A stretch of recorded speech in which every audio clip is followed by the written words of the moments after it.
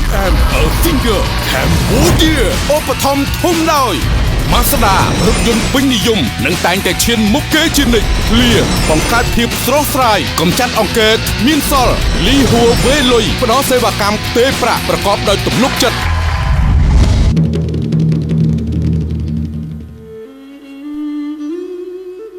នេះខ្ញុំមានអារម្មណ៍ថាសប្បាយរីករាយប៉ុន្តែក៏មានអារម្មណ៍មួយទៀតគឺថាភ័យហើយមិនសូវជឿជាក់លើខ្លួនឯងប្រហែលដែរនៅក្នុងបទចម្រៀងមួយបទនេះហើយសម្រាប់អារម្មណ៍នៅក្នុងបទចម្រៀងមួយបទនេះគឺមានអារម្មណ៍កំសត់ខ្លាំងមែនទែនសម្រាប់នាងខ្ញុំគឺបើគិតទៅអាណិតដល់តួស្រីដែលនៅក្នុងអត្ថន័យបទចម្រៀងមួយបទនេះណាមួយមនុស្សជាទីស្រឡាញ់មួយទៀតម្ដាយជាអ្នកមានគុណត្រូវបែងចែកថាមិនដឹងថារើសមួយណាតែដល់ពេលមកដល់ការហាត់សមសម្រាប់បទចម្រៀងមួយបទនេះគឺនេះខ្ញុំមានអារម្មណ៍ថាពិបាកខ្លាំងដែលនិយាយមិនចង់ចេញថានេះខ្ញុំមិនដែលជួបប្រទេសពីមុនមកទេអារម្មណ៍បែបនេះព្រោះដោយសារតែបទចម្រៀងមួយបទនេះគឺមានកន្លែងខ្លះគឺត្រូវអឿនត្រូវប្រើដង្ហើមវែងកលុកកលាក់ច្រើនមែនតែនបើនិយាយទៅគឺបទប្រភេទបុរាណបែបនេះនាងខ្ញុំបានស្គាល់រសជាតិហើយ